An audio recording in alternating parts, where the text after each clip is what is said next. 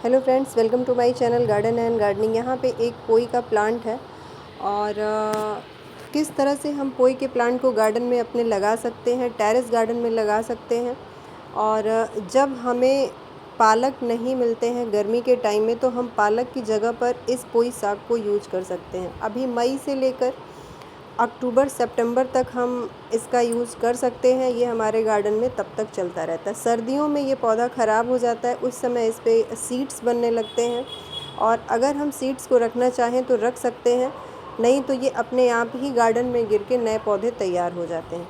तो यहाँ पे देखिए, मेरे पास जो पौधा है ये अपने आप ही उगा हुआ पौधा है सीड से। और सीड यहाँ पे एक मेरे पास बेल का प्लांट है, उसी के पॉट में ये ग्रो हो गया है और काफ़ी हेल्दी प्लांट है, देखने में काफ़ी सुंदर हेल्दी लग रहा है। तो मैं इसको एक ग्रो बैग में शिफ्ट करने जा रही हूँ, जिससे इसकी ग्रोथ और अच्छे से हो जाए, ये और ज़्यादा फैले और जो मेरा बेल वाला पौधा है वो भी पौधा मेरा ख़राब ना हो, उसकी ग्रोथ भी अच्छे से हो और इस प्लांट की भी ग्रोथ अच्छे से हो।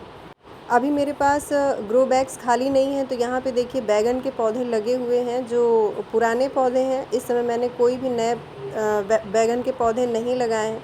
तो एक बैग मैं खाली करूँगी, यही वाला प्लांट कट कर दूँगी और इस पर मैं कितनी भी कोशिश कर ले रही हूँ तो कहीं ना कहीं मिली बग्स मुझे दिख जा रहे हैं। इस वजह से मैं कट करके ये प्लांट हटा दूँगी, जिससे गार्डन में और ज़्यादा अब ना फैलें। इसको हटाने के बाद मैं इसी ग्रो बैग में इस पोई के पौधे को लगाऊंगी और ग्रो बैग मेरा करीबन 8 इंच का है। इसमें काफ़ी अच्छे से ये फैल जाएगा और ग्रोथ ले लेगा। अभी मैं इस प्लांट को इस ग्रो बैग में लगाऊंगी तो इसमें अलग से किसी भी तरह का कोई भी कंपोस्ट मैं नहीं मिलाऊंगी।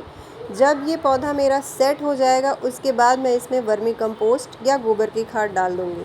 और वैसे भी किसी भी तरह का केमिकल मुझे नहीं यूज़ करना है, क्योंकि इस प्लांट की पत्तियों को खाने में यूज़ करना है। तो इसी तरह से मैं इसको अभी सादे इसी मिट्टी में लगा दे रही हूँ। और काफ़ी दिनों से बैगन के प्लांट में भी किसी तरह का मैंने फर्टिलाइज़र नहीं दिया था, सिर्फ गोबर की खाद ही दे रखी थी पहले, और काफ़ी पहले मैंने दिया था। इसी मिट्टी में मैं लगाऊंगी। और फिर भी पोई को बहुत ज़्यादा कंपोस्ट की ज़रूरत नहीं होती है। टाइम जैसे ही आता है उस समय ये अपने आप ही बीज से उग जाते हैं मई जून में। और सर्दियों के पहले तक ये बढ़ते रहते हैं, फैलते रहते हैं। तो इस तरह से देखिए, मैंने भी इस प्लांट को लगा दिया है, पानी दे दिया है। अब 4-5 दिन मैं इसको ऐसी जगह पे रखूँगी जहाँ पे सुबह के इसको धूप मिले। उसके बाद जब ये पौधा सेट हो जाएगा फिर मैं इसको धूप में शिफ्ट कर दूँगी। कुछ छोटी छोटी बातों का ध्यान रखना होता है, जिससे ये पौधा बहुत अच्छे से गार्डन में चले और फैले। और इस तरह की देखिए बड़े साइज़ की पत्तियां हमको मिलें अगर हम उन छोटी छोटी बातों का ध्यान रखते हैं। और यहाँ पे देखिए हाथ में कुछ चीकू ने ड्रॉ किया है।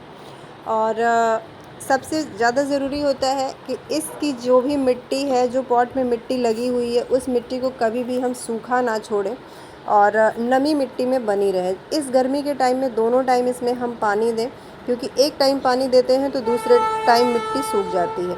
उसके बाद ऐसी जगह पे रखें इसको जहाँ पूरे दिन की इसको धूप ना मिले।